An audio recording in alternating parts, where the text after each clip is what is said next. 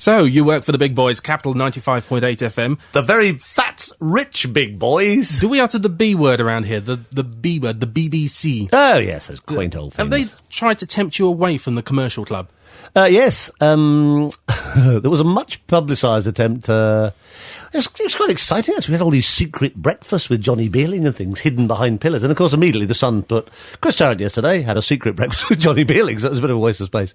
Yeah, they offered me their quaint old breakfast show a few years ago. I have to say, I mean, it's getting to be a bit like a footballer these days. I mean, every time your contract comes up, the world comes in with their checkbooks. But I quite like it here. I don't know, it's been good to me. I've enjoyed it. And it's still actually the only radio station I've done. But when the Radio 1 thing came up the first time about 6 years ago, Radio 1 was still sort of very, hip and hop and happening and whatever it was then. I say then, rather loadedly, then. And I was tempted because I thought, well, because I'd done years and years of TV, so I was sort of like known around the place, if you pardon the expression. I was sort of known in the UK, quite well from telly, but outside London, people didn't really know what I did on the radio. And I thought, well, perhaps I should take this this talent, or whatever the word is, and really irritate people outside London with it. And I thought, actually, I don't know. I do have a thing now that you don't really need, national radio actually anymore. I mean, don't have it in America, all these Howard Sterns and things. They just work for great big cities. And I do find listening to Radio 1, listening to Virgin, one or two of the sort of, the national ones, you just cannot really be your local radio station. I mean, on a big scale like London, for God's sake, there's God knows how many million people in this town, and 2-3 million of them every morning for their sins listen to the breakfast show. That's enough, and it's quite nice when you're chatting to someone, say, oh yeah, Sidcup, and you say, oh yeah, I had a really disgusting, dirty old flat in Sidcup or whatever. And I actually did. And I know this city very well. I know Birmingham very well, but there are great chunks of the country I really don't know at all. And I'm quite a sort of travel geezer. So I quite like being Mr. London, and I quite like the fact that when I go to New York, I listen to Good Morning, It's New York, and I wake up in a hotel and I think, oh, I'll hear Howard Stern or whoever. I go to Los Angeles, I listen to Rick Dees, it's the same in Sydney, Australia, or whatever. And I like being the sort of London guy. And I think that probably, and it was also the Radio 1 thing was sort of the devil you know. I spoke to mates of mine who either were working there at the time or certainly had been there. I rang Steve Wright. I said, what do you think? I spoke to Kenny Everett, God bless him. I spoke to Alan Freeman. And they all sort of said, well, they'll say whatever to get you. They'll offer the money. They offered to match the money at Capital or whatever. But they all said, oh, yes, you'll have complete freedom or whatever. And I was talking to Everett particularly about it. And he said, you won't, He said, you'll probably have freedom from the people who employ you, the immediate people you meet, like the producers, the immediate control of the station. But the trouble with someone like the BBC, there are so many names on that headed notepaper. And it'll be the wife of Sir Douglas Hobday or someone, driving through the country lanes of Hampshire, or ring up and complain to sort of, John Burt or someone, who's also nothing to do with radio, or the equivalent, in the days we're talking about, six or 7 years ago, whatever. And they, it will become a major issue. Something I said on the radio will become a really big deal, and there'll be sort of, abusive memos going back and forth or whatever. And I thought, I can't work like that. I mean, this station really gives me the freedom to do what I want to do. I don't want to be Mr. Effing and Blinding in the morning, because there are kids having breakfast and stuff. I wouldn't want to do that, to be honest. I can be sort of like as extreme as I like. I can almost say what I like. When you read things like, they weren't allowed to mention the PM Peter Mandelson word for a week, you think, leave it out. This is supposed to be free radio, man, And this is Radio 1. It's supposed to be, you're... So that was the only time I was tempted. There was a period when I thought maybe I ought to do, what I do nationally. And actually now I'm actually very glad now I didn't. It was certainly nothing of a, I've never regretted it. You're a millionaire, TV star. I keep reading that. I keep reading about these millions. A household name, businessman. What on earth makes you want to get up in the middle of the night and start work at 6 a.m? I don't know. I really don't know. Every year, people get fed up with reading this, and I get fed up with talking about it. Every year, or 2 years, whatever the contract comes up and all that. I am now contracted here to the end of 1999, and I have no idea. At this moment, I have no idea. I'm sure there are sort of corporate fat cats who begin to worry about it, but I actually don't know. And my sort of... What's so stupid now? The whole thing is such a big deal now that my contract actually affects, the share price of a company. You think this is pathetic? It's only a guy putting on a few records and sort of bumbling about in the dark and doing a few time checks. It shouldn't be that big a deal, but it actually has become corporate. My job is corporate. I think I still enjoy it though. I'm always saying the hardest thing I do every day is actually get out of bed, and it's true.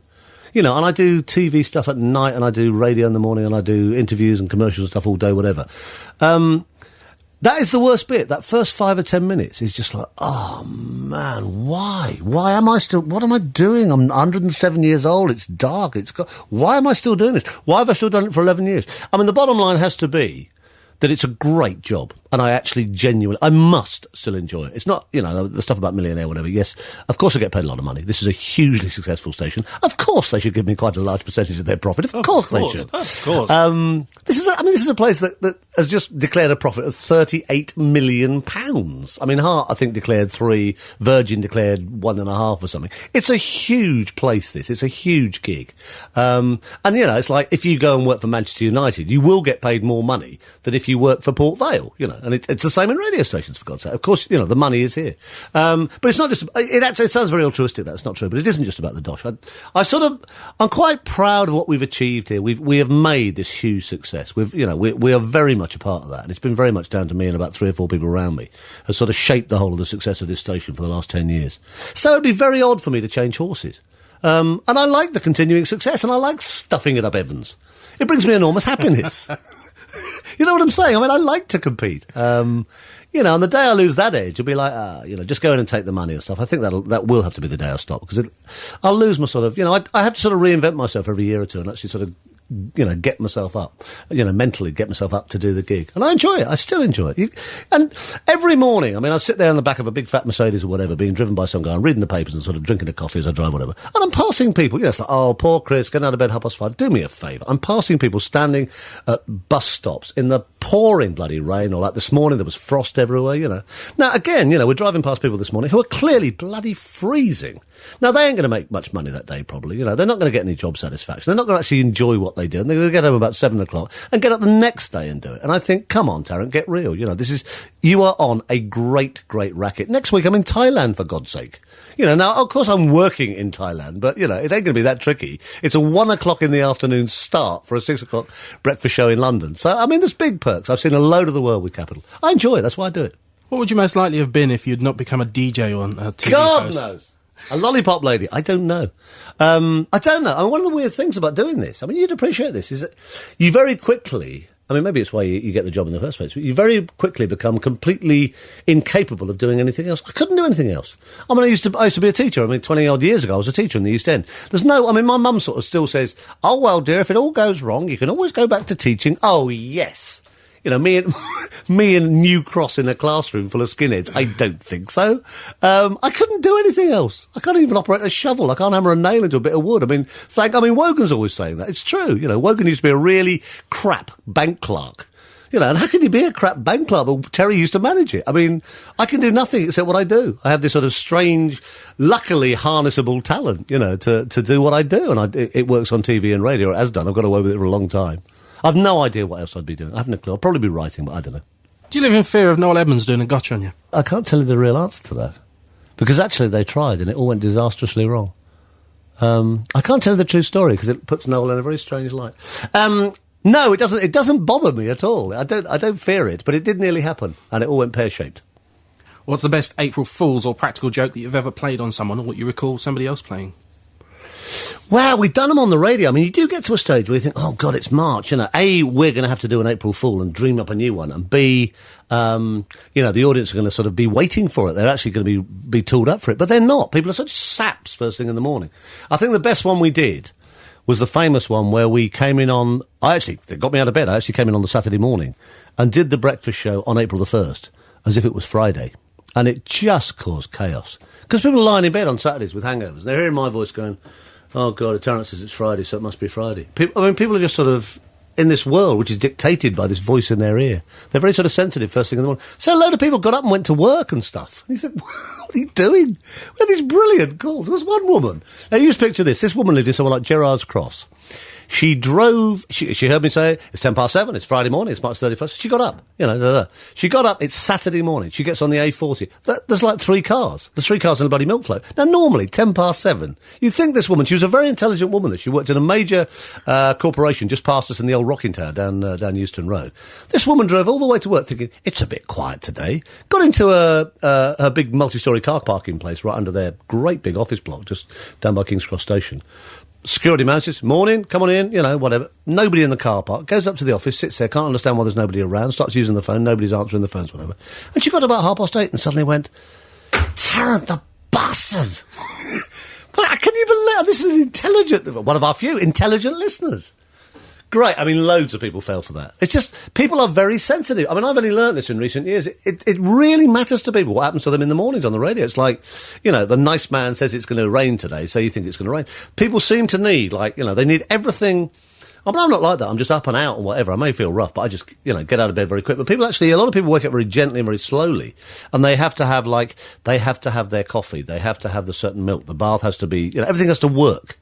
And they have to have a certain voice in their ear, whether it's me, whether it's Wogan, whether it's Evans, whatever. But everything has to be perfect. So you have great power doing this. I mean, I never realised you have total power over people. And if you say to them it's Wednesday, they think, oh, it's Wednesday. The fact that they actually, yesterday I had a meeting and it was Friday doesn't seem to matter. Very strange.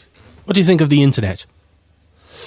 Because I'm Mr. Totally, no technical at all. I didn't understand it or comprehend it, whatever. And one of the guys here, Mike Osborne, my sort of main engineer guy, came and said, "You've got to get this thing on the internet." And I said, "I'll leave it out. I don't understand anything like that."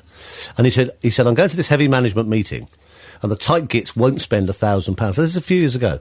Won't spend £1,000 to get us on this thing called the internet." And I'm going, Oz, I'll back you on it, but I don't know what you're talking about. He said, please, just give me your support. So we really need it. I agree with Mike, give him the full whatever. So I've given him all this, thinking, Mike, you better be right. The thing is huge. Obviously, we were the first sort of big major radio station to get on a website. I think we were the first people to get on a website. And suddenly, within 3 months, Capital's employed 16 people in the internet department. Hello, I'm in the internet. There's all these anoraks came in from nowhere, but I'm headhunted. It is huge now. I mean, Osborne was right. It is colossal. I really like this stuff where people email, I'm just listening to you, Chris. It's 2 a.m. here. I'm listening to you. I've just come out of a bar in San Francisco. And we get all that stuff every morning. People tell you how bright and sunny it is, now, listening to the breakfast show in Australia, and it's 5 o'clock in the afternoon. All this sort of worldwide stuff. I think that's and Jagger's kids apparently have to, wherever Mick is in the world, man, he doesn't usually know, but wherever Mick is in the world, man, the kids go straight onto the internet, because they're brought up in London, straight on the internet, whack on the Capital FM website. He's saying, my phone bill, man, it's costing me a fortune. I think Mr. Jagger will probably be able to pay his phone bill. But I like that. I mean, Capital FM is everywhere. I mean, it's an iffy old signal getting past Luton, but if you go on the internet, it's clear as a bell in Los Angeles or Australia or Kuwait or Brunei or wherever. I think it's really exciting. And I mean, it's obviously every day the internet sort of, improves and increases its ability and whatever. So, I mean, God knows what the potential will be in 10 years' time. It'll be fantastic. No, I mean, I'm really up for the internet now. I don't understand it, but I really, I like a lot of the aspects of it. I think it's very exciting. What do you think of the current kind of chart music? It's good at the moment, luckily. We have become more and more and more of a chart station. We're playing less and less and less oldies. I mean, it's got very cutthroat now, the way that the radio playlists and whatever work. At the moment, because there are lots of good British bands around, and thank God for that, because there was playing Oasis and Verve and Blur and Pulp the last few years has not actually been a problem, and I like that stuff. There's a lot of good talent at last, and people like Robbie Williams emerging. Robbie's been sort of floating around. I mean, suddenly huge Robbie Williams. He's been around for about 5 or 6 years. There's all the Take That stuff and all these sort of rather strange chemical experiments. But I mean, he's very cool now. And it's actually a pleasure to play that stuff. Manic Street Preachers is, great band. And I think that's, for me to enthuse about that stuff at my age is actually very easy. But there was a period, I have to say, I find it a lot easier to enthuse about Oasis, say, now, than I did about Kylie and Jason, 5 or 6 years ago. That was hard, Great new record, this from Sainita, or Here's Sonia. Oh, dear, that was a difficult period. I think also, somebody said this to me the other day, and I thought, actually, that's probably right. I am now past the point where people say, are you too old to rock and roll, Are you still going to be a disc jockey at your age? I'm sort of past that. It's like I'm past everything, basically. But you know what I mean? It's like no longer relevant. I just do what I do. I seem to be quite good at it. I seem to be quite successful at it. And it's not like my age is no longer relevant. I just enjoy the stuff. And also, if a record's crap, I'll probably tell you. What do we have coming up in the future for Chris Tarrant? Well, I'm doing this, aren't I? I'm doing this, putting records on, this little job in the morning. Send me paper around. Loads of telly, actually. This is Mr. I'm not going to do any more telly. I'm fed up with telly. I don't really enjoy telly anymore. Radio is the best fun, which is true, and which I still mean. Radio is the best fun. It's much more immediate and live and spontaneous. Well, I'm better on radio. I'm better looking, but I'm just better. I'm sharper. I'm quicker. Not much, but I am. Tarrant on TV is, I mean, I've just done the next series, I've just finished those. I still enjoy that, I must admit, some of those clips. Watch out on the next series, here's a tip. Watch out on the next series. Watch out for the world's biggest tumour. It is the grossest piece of television ever done. It's just grisly. There's quite awful series in America. Well, it's a good idea, but it's just they seem to cater for the really appalling ideas. There's a series in America called, it's sort of Guinness Book of Records series, but one of them is the biggest tumour ever televised, and it's just cringe-making. So there's a new series of that. Man oh Man. See, there was something I thought, well, I've done that, had a crack, had a laugh, got a load of slagging in the press, didn't care much, thoroughly enjoyed it, and it went away. Suddenly, Man oh Man is like red hot, and they said, actually, we were wrong, and it's really good, and people really want it. I was going, well, I told you that, you silly sods, 2 years ago. They now really want loads and loads of Man oh Man, so I'm doing that next summer. I'm doing that in April or whatever. But the thing that's changed my life now, again, for the umpteenth time, is this Millionaire Show, which was just huge. Now, I knew it was like a good, simple, basic game show, but the thing became colossal. It just went mad, and it wasn't even about the money. I mean, it became like a soap. The way they stripped it across 10 nights was fantastic, because it gave it a real... you could just run it as like Saturday. Say, OK, that's it. Well, you know, John the welder from Glasgow, you're on £64,000. We'll see you next Saturday night, see what you want to do or whatever. That would work, and that would still be quite strong. But to actually say, you're now going to be hidden away in a hotel somewhere in North London, come back tomorrow night, and it'll be make your mind up time. It's fantastic. And people are going, I'm not going out tomorrow night. It's like, you don't go out till after EastEnders. I'm not going out till after that Millionaire thing. It was huge. I mean, it beat everything. It beat EastEnders. It was massive. And I thoroughly enjoyed it. I mean, I like the people. I mean, I always like punters. I mean, I actually enjoyed it. And I think, this is great. I've got £1 million of ITV's money to spend. I mean, it's the best budget in the world just to give away if you can. My biggest problem is trying to give it away. But one of the strengths and weaknesses of that is that it is not one of those sort of careful, because of the computer, the way all the people come through on the phone lines, the 0891 number or whatever, you cannot just pre-select them, like they do in all game shows. Everybody knows that. They're mainly pre-selected, carefully sort of researched people who go, they're bright and they're wild and they're exciting and they're very intelligent and spontaneous and they're ideal to appear tonight with Cilla Black. I mean, everybody on game shows, I've done it, we all do it. I mean, they are pre-selected contestants up to a point. They have to be.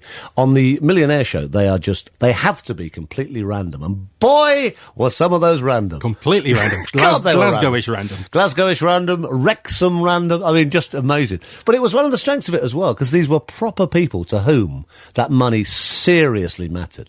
I'm a famous guy, John from Glasgow, the sewage worker who won £64,000. It changed his life. His house is worth £30,000. He paid off his mortgage like that, He went in on the Monday morning and told the bank manager to stick his loan right up his rectum. And he still had £34,000 to spend. And I mean, to a guy working a sewage delivery driver, I don't know what that means. It always used to frighten me, that job description act. A sewage delivery driver. To have a spare 34 grand after £30,000, huge amount of money. I mean, I just wish that in the next series that there was some. You can't force people to go any farther, and you can't make the questions too easy. It becomes a bit degrading. But so that's the main thing. I'm doing a Christmas special. I'm doing one in January, a complete series again, and then I think. They seem to want to do it all year, basically. They want to do. I mean, I am now actually squabbling with ITV. I'm turning down work. I'm saying, look, you want too many. You want too many of this show. You're going to kill it. And they're saying, no. It is so strong. We want to run it like 6 times, and I'm getting them down to like 3 or something. It's a real hassle. I mean, saying no, you will kill this thing, because it ought to run for years. Well, you're sitting there sort of wanting to tell people the answer there. No, because I don't know it. All right, okay. But I actually don't. All right. In that case, helminthophobia is a fear of what? Helmets, being run over by a boat, worms, or cabbage? Cabbage. You don't know either. I do. What's the answer? I'm not telling you. If you were stranded, no fun.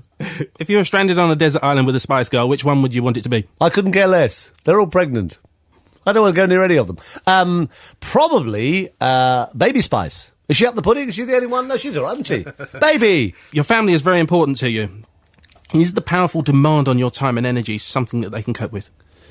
It's always hard. It's not so hard for the kids. I think the kids are very used to it. It's harder for the old lady because, it's difficult. It is a compromise. I mean, I think I'm better at making. I know I'm better actually at making myself available to them.